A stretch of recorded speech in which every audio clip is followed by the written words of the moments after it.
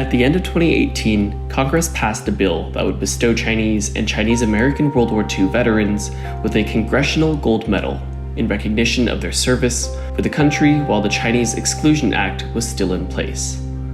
Without the ability to become a citizen at the time, these soldiers did not have their service permanently recorded, leaving organizations such as the Chinese American World War II Veterans Recognition Project to slowly put the pieces back together today.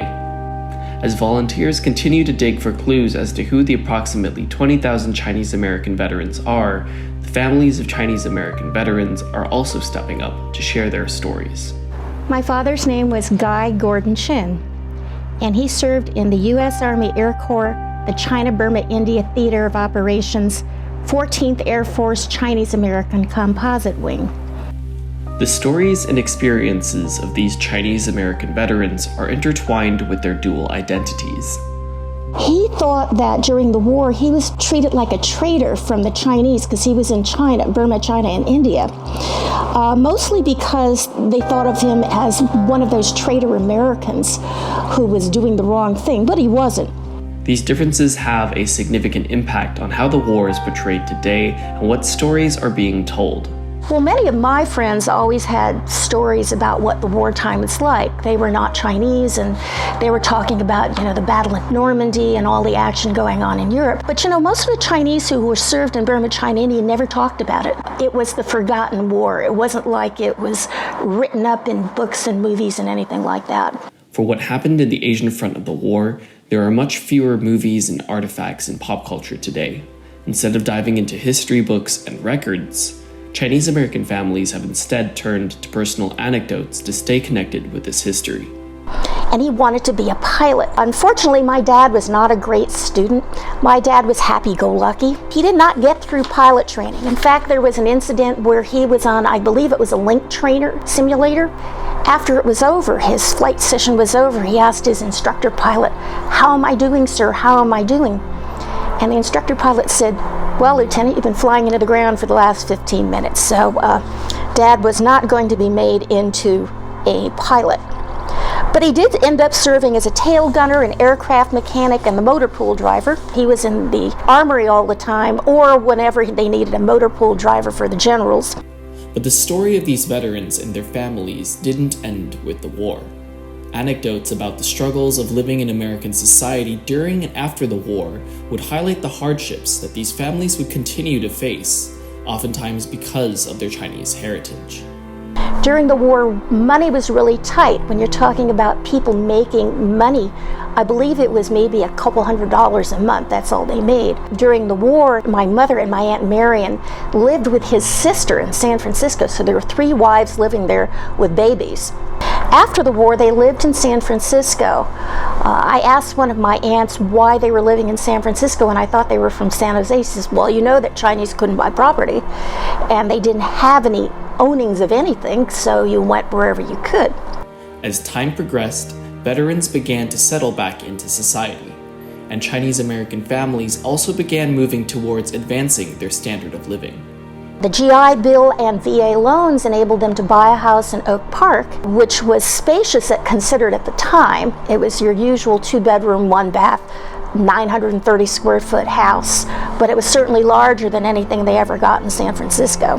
As the Chinese American community continued to make strides in their civil rights and economic status, it also took a page from other Asian American communities in learning that we have come to a crucial juncture to recognize the generation's sacrifices while they're still present. Rising to the challenge was the Chinese American Citizens Alliance, which worked to lobby Congress for a Congressional Gold Medal and started the Chinese American World War II Veterans Recognition Project. So what I determined then back in 2016, and I said, there's something that we haven't done is to recognize the war effort and sacrifice that these men and women did during World War II. And I said, well, Chinese Americans were there, were in existence at the same time. They served in the war. They did the very same things everybody else did. It's just that they didn't get any recognition for it. So I decided to embark upon this effort. And so I had a lot of advice from my Nisei and Filipino counterparts who, when they passed the Congressional Gold Medal bills for their World War II veterans, they gave me a lot of really, great advice. So we did a lot of hill walking, letter writing, really grassroots advocacy to get this done. So the bill got introduced in 2017. It miraculously took only one session of Congress, basically 2 years, for us to get all these people together and everybody to sign on. And at the end of 2018, I think President Trump signed the bill into law. We'll have the Congressional Gold Medal being presented to our Chinese American World War II veterans. To date, we have found almost 3,000 World War II veterans or families, actually it's mostly families now, surviving family members who have registered on our website. So at some point in time when the virus thing gets out of the way, we'll have a ceremony in Washington, D.C. As the project continues into the future, it is up to the rest of the younger Chinese American community to amplify the effect of this outreach. And we're certainly encouraging that.